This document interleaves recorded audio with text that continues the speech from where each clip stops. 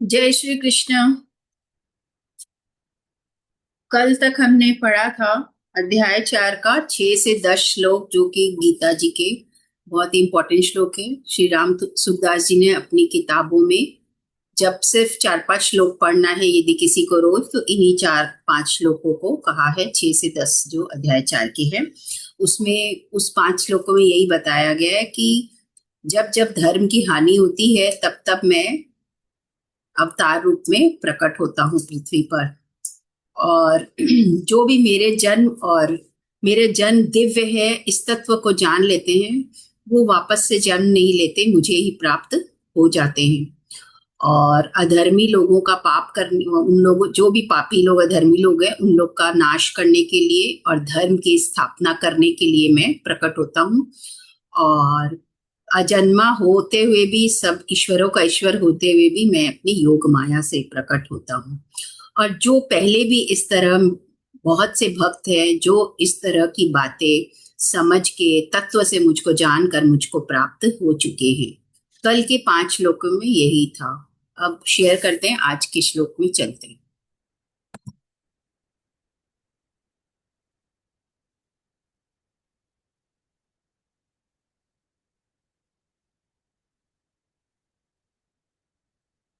ये यथा मां प्रपद्यन्ते तांस्तथैव भजाम्यहम् मम वर्तमानुवर्तन्ते मनुष्याः पार्थ सर्वशः। ये यथा मां प्रपद्यन्ते तांस्तथैव भजाम्यहम्। भक्त भगवान की जिस भाव से, जिस संबंध से, जिस प्रकार से शरण लेता है, भगवान भी उसे उसी भाव से, उसी संबंध से, उसी प्रकार से आश्रय देते हैं। जैसे भक्त भगवान को अपना गुरु मानता है तो वे श्रेष्ठ गुरु बन जाते हैं, शिष्य मानता है तो वे शिष्य बन जाते हैं, माता पिता मानता है तो वे श्रेष्ठ माता पिता बन जाते हैं, पुत्र मानने से पुत्र बन जाते हैं, भाई मानता है तो वे श्रेष्ठ भाई बन जाते हैं, सखा मानने से श्रेष्ठ सखा बन जाते हैं, नौकर मानता है तो श्रेष्ठ नौकर बन जाते हैं। भक्त भगवान के बिना व्याकुल हो जाता है और भगवान भी भक्त के बिना व्याकुल हो जाते हैं। अर्जुन का भगवान श्री कृष्ण के प्रति सखा भाव था तथा वे उन्हें अपना सारथी बनाना चाहते थे, तो भगवान सखा भाव से उनके सारथी बन गए। विश्वामित्र ऋषि ने भगवान श्री राम को अपना शिष्य मान लिया तो भगवान उनके शिष्य बन गए। इस प्रकार भक्तों के श्रद्धा भाव के अनुसार भगवान का वैसा ही बनने का स्वभाव है। अनंत ब्रह्मांडों के स्वामी भगवान भी अपने ही बनाए हुए साधारण मनुष्यों के भावों के अनुसार बर्ताव करते हैं। यह उनकी बहुत ही विलक्षण उदारता, दयालुता और अपनापन है। भगवान विशेष रूप से भक्तों के लिए ही अवतार लेते हैं। यहाँ आय, यथा और तथा इन प्रकार के पदों का अभिप्राय संबंध, भाव और लगन से है। भक्त और भगवान एक सा होने पर भी इनमें एक बहुत बड़ा अंतर यह है कि भगवान भक्त की चाल से नहीं चलते बल्कि अपनी चाल शक्ति से चलते हैं। भगवान हर तरफ विद्यमान, सर्वसमर्थ, सर्वज्ञ, परम सुहृद और सत्य संकल्प है। भक्त को केवल अपनी पूरी शक्ति लगा देनी है, फिर भगवान भी अपनी पूरी शक्ति से उसे प्राप्त हो जाते हैं। भक्ति कर्म जन्य अर्थात किसी साधन विशेष का फल नहीं है। भगवान के सर्वथा शरण होने वाले को भक्ति अपने आप प्राप्त होती है। दास्य, सख्य, वात्सल्य, माधुर्य आदि भावों में सबसे श्रेष्ठ शरणागति का भाव है। यहाँ भगवान मानो इस बात को कह रहे हैं कि तुम अपना सब कुछ मुझे दे दोगे तो मैं भी अपना सब कुछ तुम्हें दे दूंगा, और तुम अपने आप को मुझे दे दोगे तो मैं भी अपने आप को तुम्हें दे दूंगा। भगवत प्राप्ति का कितना सरल और सस्ता सौदा है। केवल भगवान ही मेरे है और मैं भगवान का ही हूँ, दूसरा कोई भी मेरा नहीं है, मैं किसी का भी नहीं हूँ। इस प्रकार भगवान में अपनापन करने से उनकी प्राप्ति शीघ्र एवं सुगमता से हो जाती है। अतः साधक को केवल भगवान में ही अपनापन मान लेना चाहिए, चाहे समझ में आए अथवा न आए। मान लेने पर जब संसार के झूठे संबंध भी सच्चे प्रतीत होने लगते हैं, फिर जो भगवान का सदा से ही सच्चा संबंध है वह अनुभव में क्यों नहीं आएगा, अर्थात अवश्य आएगा। यहाँ शंका हो सकती है जो भगवान को जिस भाव से स्वीकार करते हैं, भगवान भी उनसे उसी भाव से बर्ताव करते हैं। तो फिर यदि कोई भगवान को द्वेष, वैर आदि के भाव से स्वीकार करेगा, तो क्या भगवान भी उससे उसी भाव से बर्ताव करेंगे? तो इसका समाधान यह है कि भगवान की प्रपत्ति अर्थात शरणागति का ही विषय है, उनसे द्वेष, वैर आदि का विषय नहीं। यहाँ इस विषय में शंका ही नहीं उठ सकती। फिर भी इस पर विचार करें तो भगवान के स्वीकार करने का अर्थ है कल्याण करना। जो भगवान को जिस भाव से स्वीकार करता है, भगवान भी उससे वैसा ही आचरण करके अंत में उसका कल्याण ही करते हैं। भगवान प्राणी मात्र के परम सुहृद हैं, इसलिए जिसका जिसमें हित होता है, भगवान उसके लिए वैसा ही प्रबंध कर देते हैं। और वैर द्वेष रखने वालों का भी जिससे कल्याण हो जाए, वैसा ही भगवान करते हैं। वैर द्वेष रखने वाले भगवान का बिगाड़ भी क्या लेंगे? अंगद जी को रावण की सभा में भेजते समय भगवान श्री राम कहते हैं कि वही बात कहना जिससे हमारा काम भी हो और रावण का हित भी हो।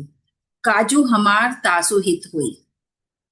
भगवान की सुहृदयता की तो बात ही क्या है, भक्त भी समस्त प्राणियों के सुहृद होते हैं। जब भक्तों से भी किसी का किंचन मात्र भी अहित नहीं होता, तो भगवान से किसी का हित कैसे हो सकता है? भगवान से किसी प्रकार भी संबंध जोड़ा जाए तो वह कल्याण करने वाला होता है, क्योंकि भगवान परम दयालु, परम सुहृद और चिन्मय है। जैसे गंगा में स्नान वैशाख मास में किया जाए अथवा माघ मास में, दोनों का ही महात्म्य एक समान है, परंतु वैशाख के स्नान में जैसी प्रसन्नता होती है, वैसी प्रसन्नता माघ के स्नान में नहीं होती। इसी कारण भक्ति प्रेम पूर्वक भगवान से संबंध जोड़ने वाले को जैसा आनंद होता है, वैसा आनंद वैर द्वेष पूर्वक भगवान से संबंध जोड़ने वाले को नहीं हो पाता।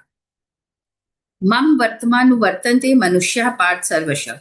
श्रेष्ठ पुरुष जैसा आचरण करता है, दूसरे लोग भी उसी के अनुसार आचरण करने लग जाते हैं। भगवान सबसे श्रेष्ठ है, सर्वोपरि है, इसलिए सभी लोग उनके मार्ग का अनुसरण करते हैं। महाराज दशरथ जी भगवान श्री राम को पुत्र भाव से स्वीकार करते हैं, तो भगवान उनके सच्चे पुत्र बन जाते हैं और सामर्थ्यवान होकर भी पिता दशरथ जी के वचनों को टालने में अपने को असमर्थ मानते हैं। इस प्रकार के आचरणों से भगवान यह रहस्य प्रकट करते हैं कि यदि तुम्हारी संसार में किसी के साथ संबंध के नाते प्रियता हो, तो वही संबंध तुम मेरे साथ कर लो। जैसे माता में प्रियता हो तो मेरे को अपनी माता मान लो, पिता में प्रियता हो तो मेरे को पिता मान लो, पुत्र में हो तो पुत्र मान लो। ऐसा मानने से मेरे में वास्तविक प्रियता हो जाएगी और मेरी प्राप्ति सुगमता पूर्वक हो जाएगी। दूसरी बात, भगवान अपने आचरणों से यह शिक्षा देते हैं कि जिस प्रकार मेरे साथ जो जैसा संबंध मानता है, उसके लिए मैं भी वैसा ही बन जाता हूँ। उसी प्रकार तुम्हारे साथ जो जैसा संबंध मानता है, तुम भी उसके लिए वैसे ही बन जाओ। जैसे माता पिता के लिए तुम पुत्र बन जाओ, पत्नी के लिए तुम सुयोग्य पति बन जाओ, बहन के लिए तुम श्रेष्ठ भाई बन जाओ आदि। परंतु बदले में उनसे कुछ चाहो मत। जैसे कुछ लेने की इच्छा से माता पिता को अपने न मानकर केवल सेवा करने के लिए ही उन्हें अपना मानो, ऐसा मानना ही भगवान के मार्ग का अनुसरण करना है। अभिमान रहित होकर निस्वार्थ भाव से दूसरे की सेवा करोगे, करने से शीघ्र ही दूसरों की ममता छूटकर भगवान में प्रेम हो जाएगा, जिससे भगवान की प्राप्ति हो जाएगी। भगवान के नित्य संबंध को पहचानना ही भगवान की शरण होना है। शरण होने पर भी भक्त निश्चिंत, निर्भय, निशोक और निशंका वाला हो जाता है। फिर उसके द्वारा भगवान की आज्ञा के विरुद्ध कोई क्रिया हो ही नहीं सकती है। उसकी संपूर्ण क्रियाएं भगवान के आज्ञा अनुसार ही होती है। यद्यपि यह संसार साक्षात परमात्मा का स्वरूप है, तथापि जो इसको जिस रूप से देखता है, भगवान भी उसके लिए उसी रूप से प्रकट हो जाते हैं। हम अपने को शरीर मानकर अपने लिए वस्तुओं की आवश्यकता मानते हैं और उनकी इच्छा करते हैं, तो भगवान भी उन वस्तुओं के रूप में हमारे सामने आते हैं। हम असत में स्थित होकर देखते हैं, तो भगवान भी असत रूप से दिखते हैं।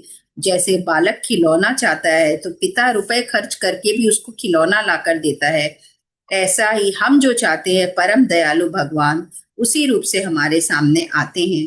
अगर हम भोगों को न चाहें, तो भगवान को भोग रूप से क्यों आना पड़े, बनावटी रूप क्यों धारण करना पड़े। भगवान के स्वभाव में यथा तथा होते हुए भी जीव पर उनकी बहुत कृपा है, क्योंकि कहाँ जीव और कहाँ भगवान। अभिमान के सिवाय जीव में और क्या सामर्थ्य है। फिर भी जीव का भगवान में आकर्षण होता है तो भगवान का भी जीव में आकर्षण होता है। जैसे विदुरानी जी अपने आप को भूल गई तो भगवान भी अपने आप को भूल गए और केले के छिलके खाने लगे तथा उसी में आनंद लेने लगे। भक्त के प्रेम में ही उनको भी बहुत आनंद भगवान को आता है। भगवान के स्वभाव में यथा तथा केवल क्रिया में है, भाव में नहीं। भगवान का आस्तिक से आस्तिक व्यक्ति के प्रति जो स्नेह है, कृपा है, वैसा ही स्नेह कृपा नास्तिक से नास्तिक व्यक्ति के प्रति भी है। इसलिए भगवान के यथा तथा में स्वार्थ भाव नहीं है, प्रत्युत यह तो भगवान की महत्ता है कि कहाँ जीव और कहाँ भगवान, फिर भी वे जीव को अपना मित्र बनाते हैं, उसको अपने समान दर्जा देते हैं। भगवान अपने में बड़प्पन का भाव नहीं रखते, यह उनकी महानता है। पहले के श्लोक में भगवान ने बताया कि जो मुझे जिस भाव से स्वीकार करता है, मैं भी उसे उसी भाव से स्वीकार करता हूँ। अर्थात मेरी प्राप्ति बहुत सरल और सुगम है। ऐसा होने पर भी लोग भगवान का आश्रय क्यों नहीं लेते, इसका कारण वो आगे के श्लोक में बताते हैं। यहाँ पे एक वाल्मीकि जी का लाइन है कि वो कहते हैं अपनी अपनी रचना में वाल्मीकि जी कहते हैं कि भगवान श्री राम कहते हैं, मैं महाराज पिताजी के कहने पर आग में भी प्रवेश कर सकता हूँ, तीक्ष्ण विष का भी भक्षण कर सकता हूँ और समुद्र में भी कूद सकता हूँ। अब आगे के श्लोक में चलते हैं।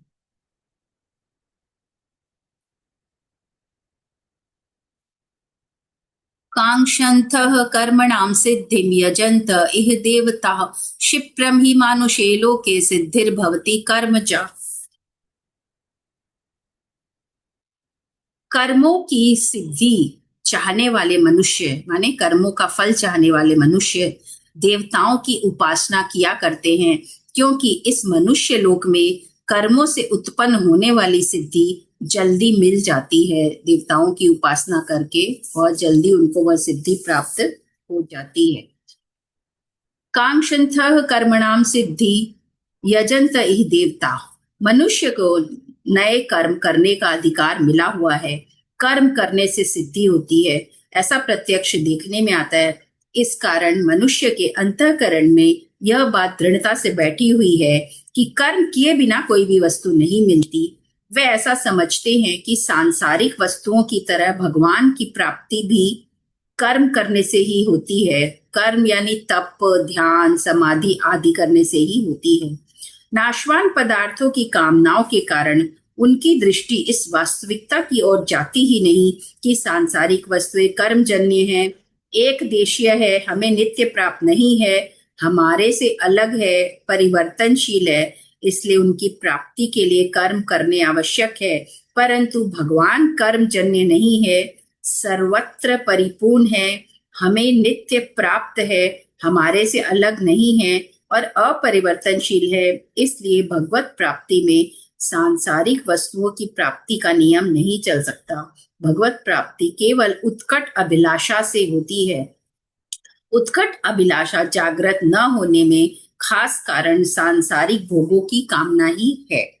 भगवान तो पिता के समान है और देवता दुकानदार के समान। अगर दुकानदार वस्तु न दे तो उसको पैसे लेने का अधिकार नहीं है, परंतु पिता को पैसे लेने का भी अधिकार है और वस्तु देने का भी।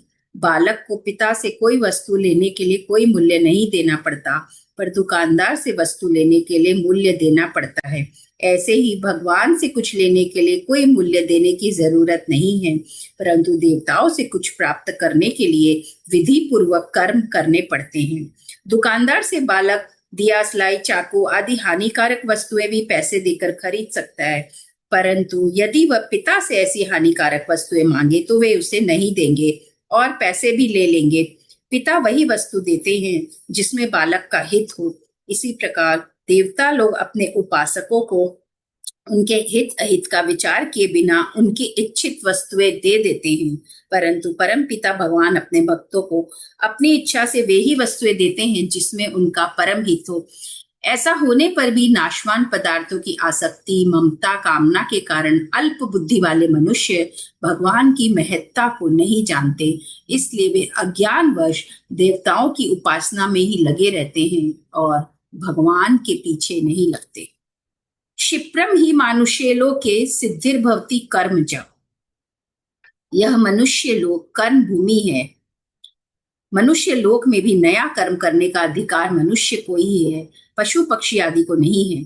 मनुष्य शरीर में किए हुए कर्मों का फल ही लोक तथा परलोक में भोगा जाता है। मनुष्य लोक में कर्मों की आसक्ति वाले मनुष्य रहते हैं। कर्मों की आसक्ति के कारण वे कर्मजन्य सिद्धि पर ही लुब्ध लुब्ध होते रहते हैं। कर्मों से जो सिद्धियां होती है वह यद्यपि शीघ्र मिल जाती है, पर वह हमेशा रहने वाली नहीं होती। जब कर्मों का आदि और अंत होता है, तब उनसे होने वाली सिद्धि यानी फल सदा कैसे रह सकती है। इसलिए नाशवान कर्मों का फल भी नाशवान ही होता है, परंतु कामना वाले मनुष्य की दृष्टि शीघ्र मिलने वाले फल पर तो जाती है, पर उसके नाश की ओर नहीं जाती। विधि पूर्वक किए गए कर्मों का फल देवताओं से शीघ्र मिल जाया करता है, इसलिए वे देवताओं की ही शरण लेते हैं और उन्हीं की आराधना करते हैं। कर्म जन्य फल चाहने के कारण वे कर्म बंधन से मुक्त नहीं होते और परिणाम स्वरूप बारंबार जन्मते रहते हैं और मरते रहते हैं। अपने लिए कर्म करने से ही योग यानी परमात्मा के साथ नित्य योग का अनुभव अपने लिए कर्म करने से ही योग का अनुभव नहीं होता, मतलब परमात्मा के साथ नित्य योग का अनुभव नहीं होता।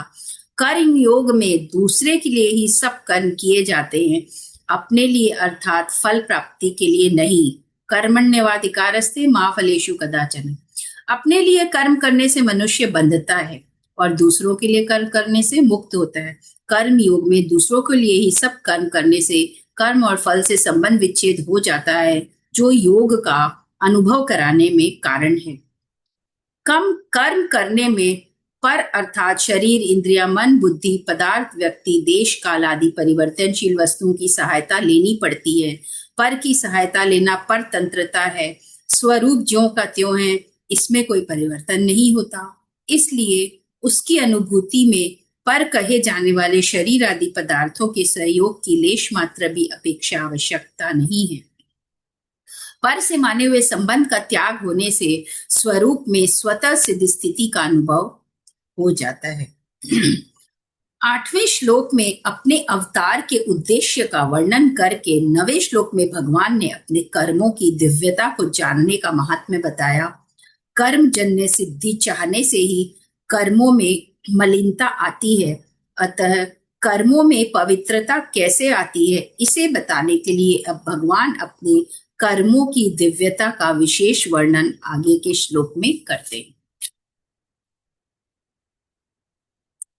चातुर्वर्ण्यं मया सृष्टं गुणकर्म विभागशः तस्य कर्तारमपि मां विद्य कर्तारमव्ययम्। न मां कर्माणि लिम्पन्ति न मे कर्म फले स्पृहा इति मां योऽभिजानाति कर्मभिर्न स बध्यते। यहाँ भगवान बोल रहे हैं कि मेरे द्वारा गुणों और कर्मों के विभाग पूर्वक 4 वर्णों की रचना की गई है। उस सृष्टि रचना आदि का कर्ता होने पर भी मुझ अविनाशी परमेश्वर को तू अकर्ता जान, कारण कि कर्मों के फल में मेरी स्पृहा नहीं है, इसलिए मुझे कर्म लिप्त नहीं करते। इस प्रकार जो मुझे तत्व से जान लेता है वह भी कर्मों से नहीं बंधता, वह भी कर्म उसे लिप्त नहीं करते। जो मेरे भक्त इस तत्व को जान लेते हैं वो भी कर्म से लिप्त नहीं रहते। चातुर्वर्ण्य मया सृष्टम गुण कर्म विभागशः। पूर्व जन्मों में किए गए कर्मों के अनुसार सत्व, रज और तम इन तीनों गुणों में न्यून अधिकता रहती है। सृष्टि रचना के समय उन गुणों और कर्मों के अनुसार भगवान ब्राह्मण, क्षत्रिय, वैश्य और शूद्र इन 4 वर्णों की रचना करते हैं। मनुष्य के सिवाय देव, पितर, तिर्यक आदि दूसरी योनियों की रचना भी भगवान गुणों और कर्मों के अनुसार ही करते हैं। इसमें भगवान की किंचित मात्र भी विषमता नहीं है। चातुर्वर्ण्यम पद प्राणी मात्र का उपलक्षण है। इसका अर्थ है कि मनुष्य ही चार प्रकार के नहीं होते, बल्कि पशु, पक्षी, वृक्ष आदि भी चार प्रकार के होते हैं। जैसे पक्षियों में कबूतर आदि ब्राह्मण, बाज आदि क्षत्रिय, चील आदि वैश्य और कौवा आदि शूद्र पक्षी है। इसी प्रकार वृक्षों में पीपल आदि ब्राह्मण, नीम आदि क्षत्रिय, इमली आदि वैश्य और बबूल आदि शूद्र वृक्ष हैं। परंतु यहाँ चातुर्वर्ण्यम पद से मनुष्य को ही लेना चाहिए, क्योंकि वर्ण विभाग को मनुष्य ही समझ सकते हैं और उसके अनुसार कर्म कर सकते हैं। कर्म करने का अधिकार मनुष्य को ही है। चार वर्णों की रचना मैंने ही की है। इससे भगवान का यह भाव भी है कि एक तो ये मेरे ही अंश है और दूसरे में प्राणी मात्रा का सुहृद हूँ, इसलिए मैं सदा उनके हित की ही देखता हूँ। इसके विपरीत ये न तो देवता के अंश है और न देवता सबके सुहृद ही हैं। इसलिए मनुष्य को चाहिए कि वह अपने वर्ण के अनुसार समस्त कर्तव्य कर्मों से मेरा ही पूजन करे। तस्य कर्तारमपि माम विद्य कर्तारमव्ययम्। यहाँ अकर्तारम पद कर्म करते हुए भी कर्तृत्व अभिमान का अभाव बताने के लिए आया है।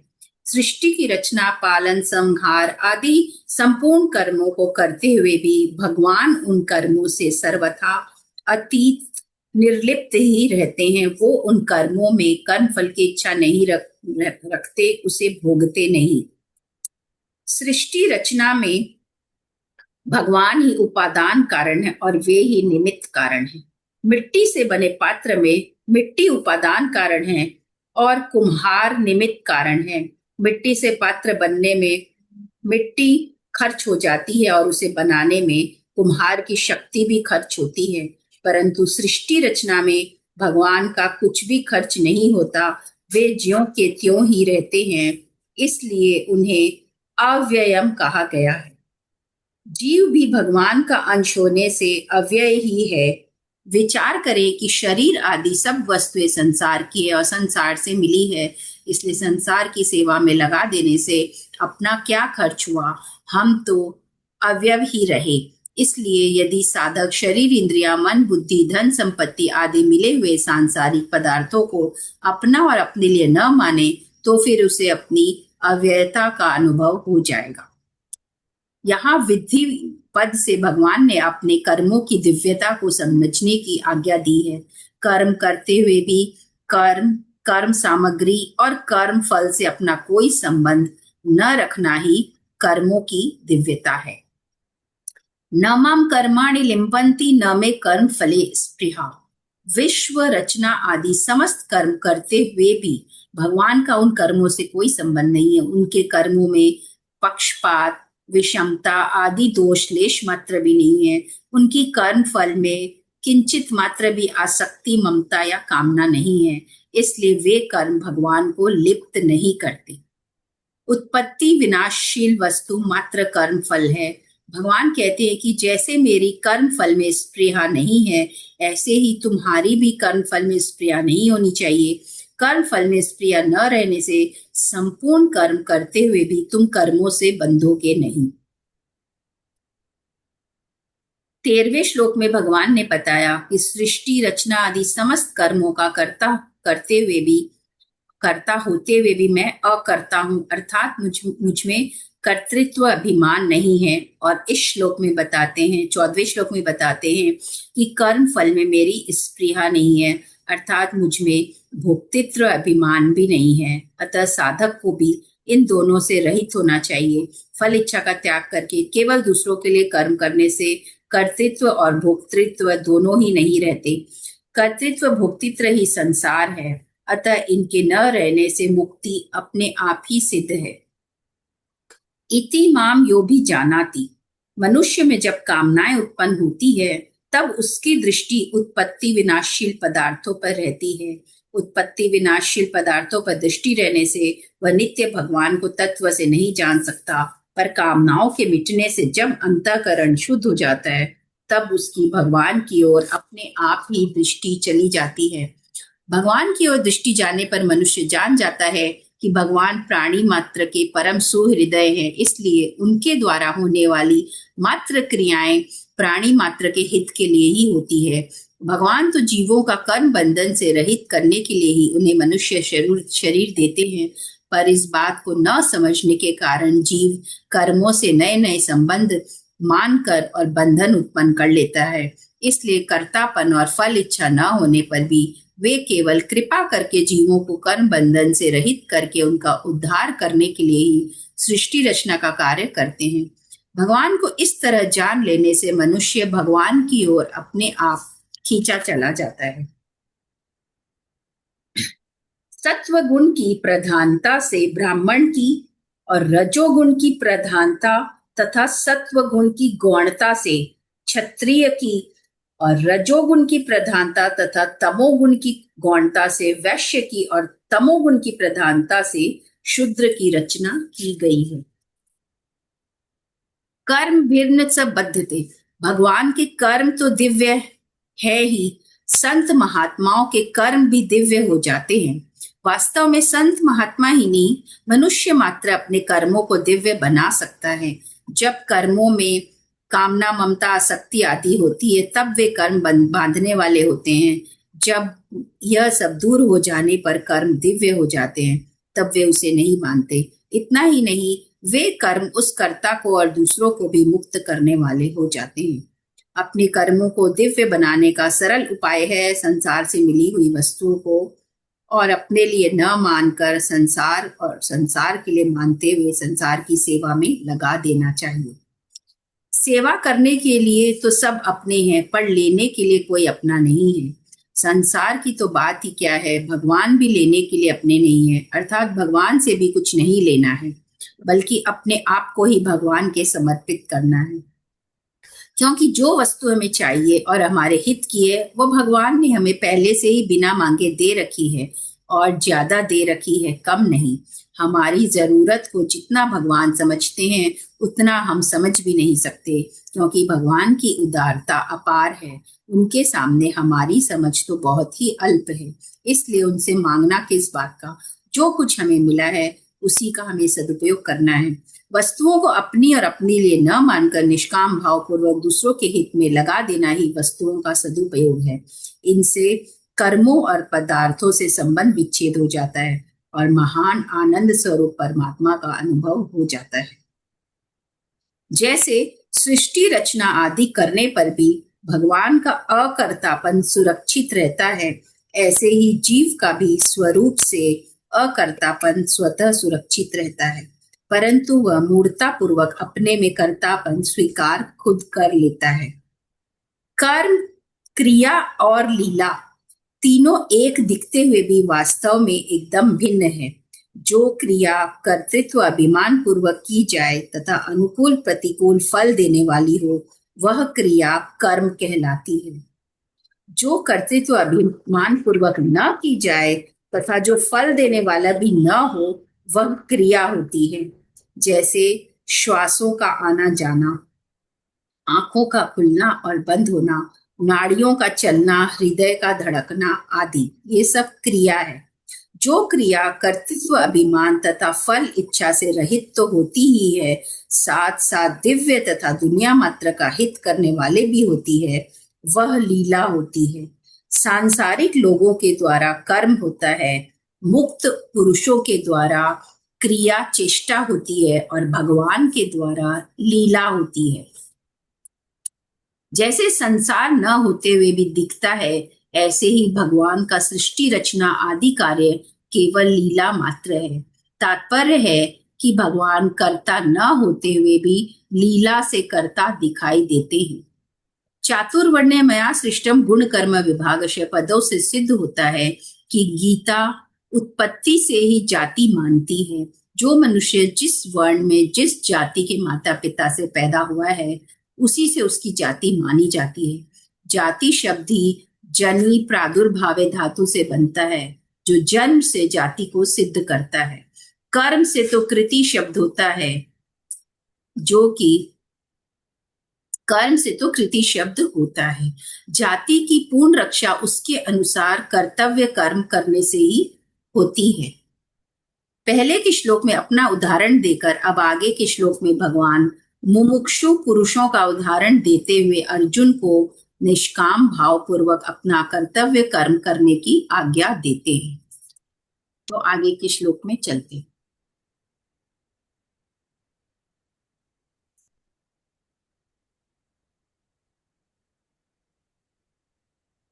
एवं ज्ञात्वा कृतं कर्म पूर्वैरपि मुमुक्षुभिः कुरु कर्मैव तस्मात् त्वं पूर्वैः पूर्वतरं कृतम्।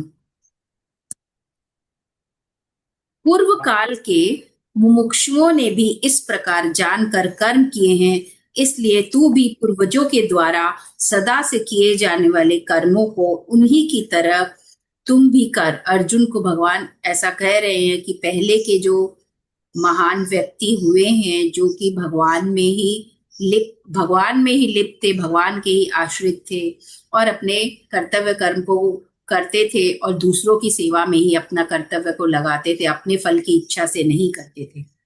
तो वैसे पुरुषों की तरह तू भी अपना आचरण वैसा ही रख।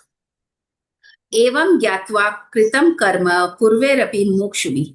अर्जुन मुमुक्षु थे, अर्थात अपना कल्याण चाहते थे, परंतु युद्ध रूप से प्राप्त अपने कर्तव्य कर्म को करने में उन्हें अपना कल्याण नहीं दिखाई देता था, बल्कि वे उसको घोर कर्म समझकर उसका त्याग करना चाहते हैं। इसलिए भगवान अर्जुन को पूर्व काल के मुमुक्षु पुरुषों का उदाहरण देते हैं कि उन्होंने भी अपने अपने कर्तव्य कर्मों का पालन करके कल्याण की प्राप्ति की है, इसलिए तुम्हें भी उनकी तरह अपने कर्तव्य का पालन करना चाहिए। शास्त्रों में ऐसी प्रसिद्धि है कि मुमुक्षा जागृत होने पर कर्मों का स्वरूप से त्याग कर देना चाहिए, क्योंकि मुमुक्षा के बाद मनुष्य कर्म का अधिकारी नहीं होता, बल्कि ज्ञान का अधिकारी हो जाता है। परंतु यहाँ भगवान कहते हैं कि मुमुक्षुओं ने भी कर्म योग का तत्व जानकर कर्म किए हैं, इसलिए मुमुक्षा जागृत होने पर भी अपने कर्तव्य कर्मों का त्याग नहीं करना चाहिए, बल्कि निष्काम भाव पूर्वक कर्तव्य कर्म करते रहना चाहिए। कर्म योग का तत्व है कर्म करते हुए योग में स्थित रहना, योग में स्थित रहते हुए कर्म करना। कर्म संसार के लिए और योग अपने लिए होता है। कर्मों को करना और न करना दोनों अवस्थाएं हैं। अतः प्रवृत्ति यानी कर्म करना और निवृत्ति कर्म न करना दोनों ही कर्म करना है में ही माना जाएगा। श्रीमद् भागवत में लिखा हुआ है कि तभी तक कर्म करने चाहिए जब तक वैराग्य न हो जाए, अथवा जब तक मेरी भगवान की कथा के श्रवण आदि में श्रद्धा उत्पन्न न हो जाए। कर्म फल में मेरी स्पृहा नहीं है, इसलिए मुझे कर नहीं बांधते। जो मनुष्य कर्म करने की इस विद्या कर्म योग को जानकर फल इच्छा का त्याग करके कर्म करता है, वह भी कर्मों से नहीं बंधता, क्योंकि फल इच्छा से ही मनुष्य बंधता है। कुरु कर्मैव तस्मात् त्वं पूर्वः पूर्वतरम कृतम्। इन पदों से भगवान अर्जुन को आज्ञा दे रहे हैं कि तू मुमुक्षु है, इसलिए जैसे पहले अन्य मुमुक्षुओं ने लोक हितार्थ कर्म किए हैं, ऐसे ही तू भी संसार के हित के लिए कर्म कर। जैसे उन्होंने पहले अभी एग्जाम्पल दिया था ना, जनक जी का, इक्ष्वाकु राजा, मनु का, ऐसे करके उन्होंने एग्जाम्पल दिया था कि उन्हीं की तरह तू भी अपने कर्म में लग जा और युद्ध कर। भगवान ने बताया कि कर्तृत्व अभिमान और फल इच्छा से रहित होकर सृष्टि रचना आदि कर्म करने के कारण वे कर्म मुझे नहीं बांधते। यहाँ भगवान कहते हैं कि मुमुक्षुओं ने भी इसी तरह कर्तृत्व अभिमान और फल इच्छा का त्याग करके कर्म किए हैं, क्योंकि कर्तृत्व अभिमान और फल इच्छा होने पर ही कर्म बंधन कारक होता है। इसलिए तू भी उसी प्रकार से कर्म कर। ज्ञान योग में पहले कर्तृत्व अभिमान का त्याग किया जाता है, फिर फल इच्छा का त्याग अपने आप हो जाता है। कर्म योग में पहले फल इच्छा का त्याग किया जाता है, फिर कर्तृत्व अभिमान का त्याग सुगमता से हो जाता है। पहले के श्लोक में एवं ज्ञात्वा कृतम कर्म पदों से कर्मों को जानने की बात कही गई थी। अब भगवान आगे के श्लोक में कर्मों को तत्व से जानने के लिए प्रकरण आरंभ करते हैं, जो कि हम लोग अब कल पढ़ेंगे। आज हम लोग पढ़ लिए हैं 5 श्लोक। तो आज के 5 श्लोकों में क्या खास बातें लगी? कोई भी कुछ बोलना चाहता है? आज जल्दी सिमट गया 5 श्लोक। हाँ, तो कल वाला तो बहुत ज्यादा गूढ़ अर्थ वाला, बहुत ज्यादा वो था। तो छठा श्लोक भी कर दे क्या? हाँ, हमको तो अच्छा लगेगा और बाकी लोग जाने। तो बोलिए सब। 16वां। रोज एक बजता है रोज, तो अभी तो काफी टाइम है। ठीक है, श्लोक 1:45 12:40 हुआ है अभी। ठीक है, 2 एक श्लोक और हो और जाएगा। श्लोक कर लेते हैं। शेयर करते हैं फिर से स्क्रीन।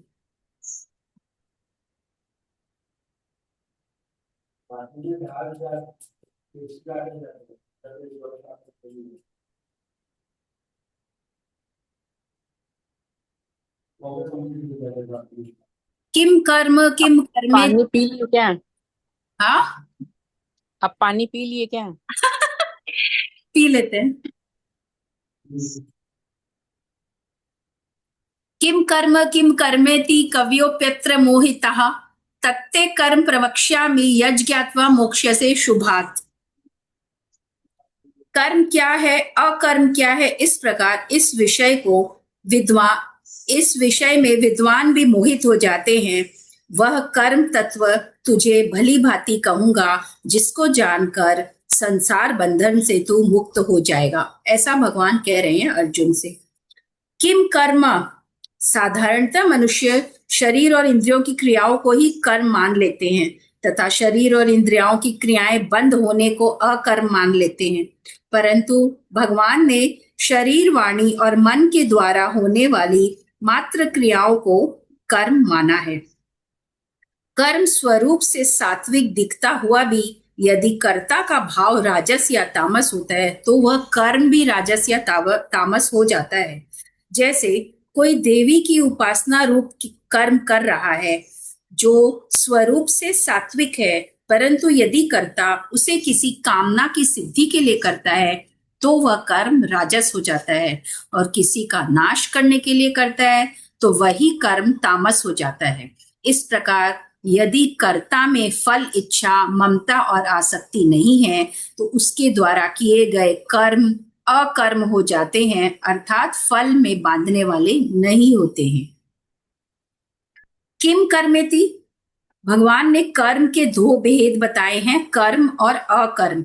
कर्म से जीव बंधता है और अकर्म से मुक्त हो जाता है, क्योंकि अकर्म वाला वो कर्म होता है जिसमें फल की इच्छा नहीं रहती। कर्मों का त्याग करना अकर्म नहीं है। भगवान ने मोह पूर्वक किए गए कर्मों के त्याग को तामस बताया है। शारीरिक कष्ट के भय से किए गए कर्मों के त्याग को राजस बताया गया है। तामस और राजस त्याग में कर्मों का स्वरूप से त्याग होने पर भी कर्मों से संबंध विच्छेद नहीं होता। कर्मों में फल इच्छा और आसक्ति का त्याग सात्विक है। सात्विक त्याग में स्वरूप से कर्म करना भी वास्तव में अकर्म है, क्योंकि सात्विक त्याग में कर्मों से संबंध विच्छेद हो जाता है। अतः कर्म करते हुए भी उससे निर्लिप्त रहना वास्तव में अकर्म है।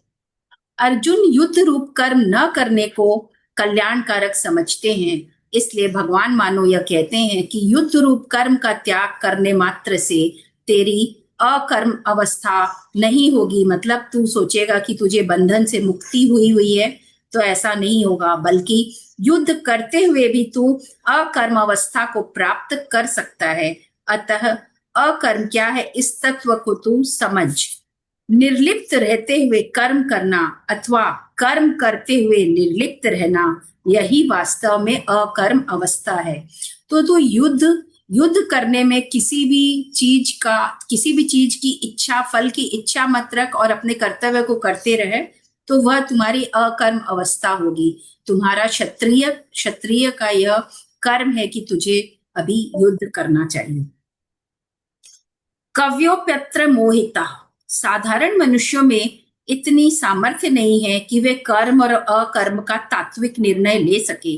शास्त्रों के ज्ञाता बड़े बड़े विद्वान भी इस विषय में भूल कर लेते हैं। कर्म और अकर्म का तत्व जानने में उनकी बुद्धि भी चकरा जाती है। अर्थ यह हुआ कि इनका तत्व या तो कर्म योग से सिद्ध हुए अनुभवी तत्वज्ञ महापुरुष जानते हैं अथवा भगवान जानते हैं। तत्ते कर्म प्रवक्ष्यामि, जीव कर्मों से बंधा है तो कर्मों से ही मुक्त होगा। यहाँ भगवान प्रतिज्ञा करते हैं कि मैं वह कर्म तत्व भली भांति कहूंगा जिससे कर्म करते हुए भी वह बंधन कारक ना हो। अर्थ यह है कि कर्म करने की वह विद्या बताऊंगा जिससे तू कर्म करते हुए भी जन्म मरण रूप बंधन से मुक्त हो जाएगा। कर्म करने के दो मार्ग हैं, प्रवृत्ति मार्ग और निवृत्ति मार्ग। प्रवृत्ति मार्ग को कर्म करना कहते हैं और निवृत्ति मार्ग को कर्म न करना कहते हैं। वे दोनों ही मार्ग बांधने वाले नहीं है। बांधने वाली तो कामना ममता आसक्ति है, चाहे यह प्रवृत्ति मार्ग में हो चाहे यह निवृत्ति मार्ग में हो। यदि कामना ममता आसक्ति न हो तो मनुष्य दोनों मार्गों में ही स्वतः ही मुक्त है। इस बात को समझना ही कर्म तत्व को समझना है। कर्मों में योग ही कुशलता है, ऐसा कहकर कर्म तत्व बताया गया है। अर्थ यह है कि कर्म बंधन से छूटने का वास्तविक उपाय योग अर्थात समता ही है, परंतु अर्जुन इस तत्व को पकड़ नहीं सके, इसलिए भगवान इस तत्व को फिर से समझाने की प्रतिज्ञा कर रहे हैं। कर्म योग कर्म नहीं है बल्कि सेवा है। सेवा में त्याग की मुख्यता होती है। सेवा और त्याग ये दोनों ही कर्म नहीं है, इन दोनों में विवेक की ही प्रधानता है। कर्म सामग्री के बिना कोई भी कर्म नहीं किया जा सकता। जैसे कितना ही बड़ा लेखक क्यों न हो, स्याही कलम और कागज के बिना वह कुछ भी नहीं लिख सकता। अतः जब कर्म सामग्री के बिना कुछ किया नहीं जा सकता, तब यह विधान मानना ही पड़ेगा कि अपने लिए कुछ करना नहीं है, कारण कि कर्म सामग्री का संबंध संसार के साथ है, अपने साथ नहीं। इसलिए कर्म सामग्री और कर्म सदा दूसरों के हित के लिए ही होते हैं, जिसे सेवा कहते हैं। दूसरों की ही वस्तु दूसरों को मिल गई तो यह सेवा कैसे, यह तो विवेक है। मिली हुई वस्तु अपनी नहीं है, दूसरों की है और दूसरों की सेवा में लगाने के लिए ही है, यह विवेक है। इसलिए मूलतः कर्म योग कर्म नहीं है बल्कि विवेक है। यज्ञात्वा मोक्ष से शुभात, जीव स्वयं शुभ है और परिवर्तनशील संसार अशुभ है। जीव स्वयं परमात्मा का अंश होते हुए भी परमात्मा से विमुख होकर अनित्य संसार में फंस गया है। भगवान कहते हैं कि मैं उस कर्म तत्व का वर्णन करूंगा जिसे मानकर, जिसे जानकर कर्म करने से तू अशुभ से अर्थात जन्म मरण रूप संसार बंधन से मुक्त हो जाएगा। कर्म योग का तात्पर्य है कर्म संसार के लिए और योग अपने लिए। कर्म के दो अर्थ होते हैं, करना और न करना। करना और न करना ये दोनों प्राकृत अवस्थाएं हैं। इन दोनों ही अवस्थाओं में अहमता रहती है। कर्म करने से कार्य रूप से अहमता रहती है और कर्म न करने से कारण रूप से। जब तक अहमता है तब तक संसार से संबंध है और जब तक संसार से संबंध है तब तक अहमता है। परंतु योग दोनों अवस्थाओं से अतीत है। उस योग का अनुभव करने के लिए अहमता से रहित होना आवश्यक है।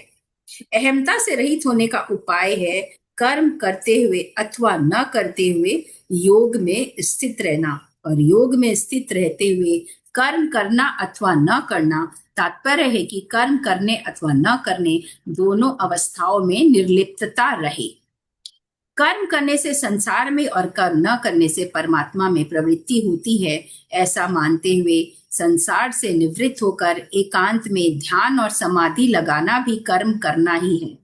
एकांत में ध्यान और समाधि लगाने से तत्व का साक्षात्कार होगा। इस प्रकार भविष्य में परमात्मा तत्व की प्राप्ति करने का भाव भी कर्म का सूक्ष्म रूप है, कारण कि करने के आधार पर ही भविष्य में तत्व प्राप्ति की आशा होती है। परंतु परमात्मा तत्व करने और न करने दोनों से अतीत है। भगवान कहते हैं कि मैं वह कर्म तत्व कहूंगा जिसे जानने से तत्काल परमात्मा तत्व की प्राप्ति हो जाएगी। इसके लिए भविष्य का इंतजार नहीं करना होगा, क्योंकि परमात्मा तत्व संपूर्ण देश काल वस्तु व्यक्ति शरीर इंद्रिया मन बुद्धि प्राण आदि में समान रूप से परिपूर्ण है। मनुष्य अपने को जहां मानता है परमात्मा वही है। कर्म करते समय अथवा न करते समय दोनों अवस्थाओं में परमात्मा तत्व का हमारे साथ संबंध ज्यों का त्यों रहता है, सिर्फ हमें उसे अनुभव करने की देरी है। केवल प्रकृति जन्य क्रिया और पदार्थ से संबंध मानने के कारण ही इसकी अनुभूति हमें नहीं हो रही है। अहमता पूर्वक किया हुआ साधन और साधन का अभिमान जब तक रहता है तब तक अहमता मिटती नहीं, प्रत्युदृढ़ होती है। चाहे वह अहमता स्थूल रूप से कर्म करने के साथ रहे अथवा सूक्ष्म रूप से कर्म न करने के साथ रहे। मैं करता हूं इसमें जैसी अहमता है ऐसी ही अहमता मैं नहीं करता हूं इसमें भी है। अपने लिए कुछ न करने से अर्थात कर्म मात्र संसार के हित के लिए करने से अहमता संसार में विलीन हो जाती है। अब भगवान कर्मों के तत्व को जानने की प्रेरणा करते हैं आगे के श्लोक में। वो हम लोग कल पढ़ लेंगे। तो आज इसमें जो योग को मुख्य कहा गया है, जैसे भगवान ने ये जो गीता जी पूरी अपनी वाणी में जो कही थी, इसके लिए भी वो किसी जगह लिखा हुआ है कि वो बोले कि मैं इसे दोबारा इस तरह नहीं कर सकता, क्योंकि मैंने जब यह वाणी कही थी, गीता जी का जो उपदेश है, जो पूरा मैंने महाभारत में अर्जुन से जो कहा था, वह मैंने योग में स्थित होकर कहा था। मैं बार बार इस तरह पूरा नहीं कह सकता। ऐसी बातें भी उन्होंने कही कि मैंने योग में स्थित होकर उस समय ये पूरा गीता जी कहा था। तो और बहुत सुंदर, बहुत अच्छा है ना, आज का भी कल का भी बहुत ही अच्छा था। प्रत्येक दिन का शुरू से अभी तक बहुत ही अच्छा लग रहा है, बहुत अच्छा। बहुत अच्छा है। बीच बीच में जो स्पेशल लाइन अलग से दिया हुआ वो सब भी बहुत अच्छा है। 6-7 पॉइंट ज्यादा बने हर मतलब चैप्टर में। ये जो आप एक दिन पढ़ते हो 6-7 पॉइंट बहुत अच्छा रहता है। जैसे हाँ अपनी 6-7 लाइन तो पक्का आती है 7-8 लाइन की। बहुत बढ़िया, बहुत बढ़िया। मन नई नई चीज सुनने मिलती है, अच्छा लगता है। हाँ। और भले ही भूल जाते हैं लेकिन जब वो कुछ अच्छा सुन, हाँ भैया बहुत अच्छी लाइन है, नया नया चीज अच्छा लगता है। कई बातों का ज्ञान मिल जाता है जो कि पता नहीं था। साधना जी, स्वप्ना जी, आप लोग कभी कुछ नहीं बोलते। आज वो आई नहीं, एक जन जो और आती है, ममता जी आती है। उन लोग तो आ ही नहीं रहे, पता नहीं क्या हुआ उनको। ये मनीषा जी आती थी एक जन, और एक जन आते थे, वो नहीं आ रहे हैं, क्या कारण? ये बिजी ये हो भी गए। यूट्यूब वीडियो देख लेते होंगे। हाँ यूट्यूब वीडियो देख लेते होंगे वो जो नहीं हाँ आते हैं। हाँ, वही सेम टाइम में समय नहीं हो, दिवाली का कुछ भी हो, जिनको इसलिए। इंटरेस्ट वो सुनेगा जरूर। हाँ जिनको इंटरेस्ट अच्छा लगता है वो सुनेंगे जरूर। हाँ हाँ और इतना डिटेल में सबको ही नहीं पढ़ा है। आप पढ़ रहे हो, हम लोग सुन रहे हैं। और इतना डिटेल में सभी राइटर लोग इतनी अच्छी तरह लिखे भी नहीं है, जैसे ये वाला साधक राम संजीवनी सुखदास किताब जी जो राम सुखदास जी का जो लिखा हुआ है, इतनी अच्छी से बहुत सब सुंदर। अच्छी से इतना अच्छे से सब राइटर का जो लिखा हुआ है, या तो 5-7 लाइन में एक एक श्लोक लिखा हुआ है, ये तो पूरा ही डिटेल्स में पूरा ही समझाया हुआ है अच्छे से। बहुत सुंदर से बहुत सुंदर। हम तो ये बोलेंगे, एक रिक्वेस्ट और कर रहे हो, कई दिनों से सोच रहे आपको बोलेंगे बोलेंगे। हम्म। जैसे आप रील डालते हो उसमें भी आप अपनी वाणी से अगर ये श्लोक बोलो और उसका भावार्थ बोलो, बहुत सुंदर लगेगा। और ये जो म्यूजिक, जैसे भगवान का भजन है या फ्लूट, एक बार दिए थे ना, बांसुरी भी बज रही थी। हाँ राजेश चौरसिया की बांसुरी भी बहुत सुंदर लग रही थी। जैसे हाँ मेरा आपका विचार है, पता नहीं वो होगा कि नहीं। जैसे आप संस्कृत में भी पढ़ लिया, भावार्थ भी पढ़ लिए, और हाँ बांसुरी हो या भजन हो, बैकग्राउंड में धीमे धीमे चलता रहे, हाँ हाँ, ऐसे मुझे और भी जन ने कहा है कि बहुत वो सुंदर लगेगा। कई दिनों से मैं सोच रही हूँ, बोलूं बोलूं बोलूं बोलूं। हम बोले कि भगवान ताली मतलब वो पड़ती है धीरे तो धीरे बोलूं। चलता हुआ में ही ये बाजते रहे, है ना। हाँ, जैसे वो एक श्लोक देखते हो ना, ये यूट्यूब तो ऑल ओवर वर्ल्ड है, और सब तो संस्कृत भी नहीं जानता, हिंदी भी नहीं जानता, पर गीता जी है, ये तो सब बहुत से लोग जानते ही हैं। कोई भी अगर निकाला भाई गीता जी का श्लोक और भावार्थ, मे भी आपका भी रील आ जाए ऊपर, तो क्या वो हाँ आप बोलेंगे तो वो सुन ले। यार हिंदी तो सब पढ़ना जानते नहीं है ना, संस्कृत जानते हैं, अब बोला हुआ तो हिंदी समझ में बहुतों को आता है। हाँ हाँ, ये मेरा विचार है भाई, हम तो सोचा बहुत अच्छा लगेगा, हमको ऐसा लग रहा ठीक है, है ना।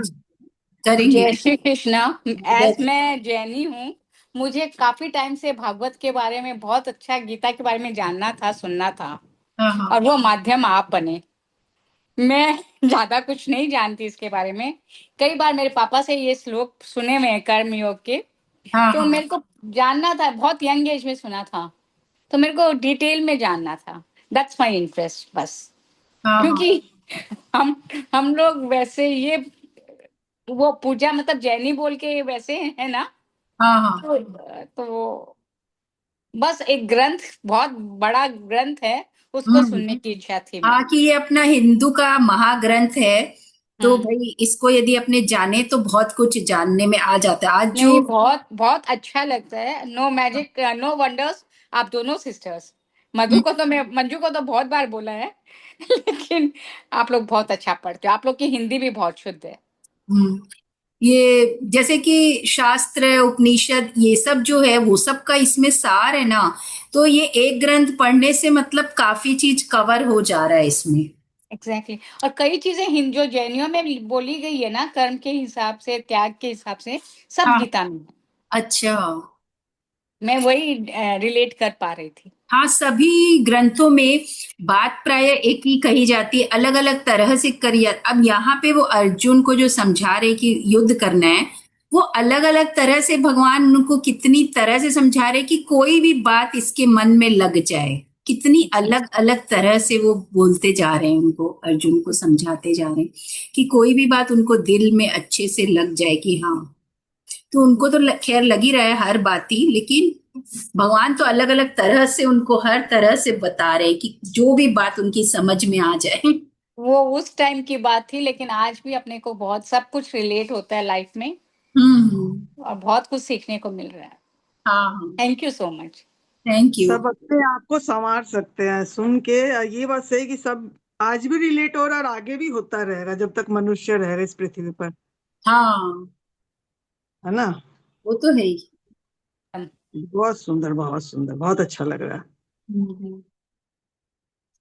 ठीक इसमें है। जो कर्म अकर्म की बातें भगवान ने बताई है उस पर हम लोग विशेष ध्यान दें, हाँ और हम लोग उसका अनुकरण करें, इसको अपने जीवन में लाने की कोशिश करें। सुन हाँ। के हाँ बहुत अच्छा है, बहुत अच्छी बात है, अच्छा लग रहा है, तो धीरे धीरे जब भाव आ रहे हैं तो आने लग जाएगा जीवन में।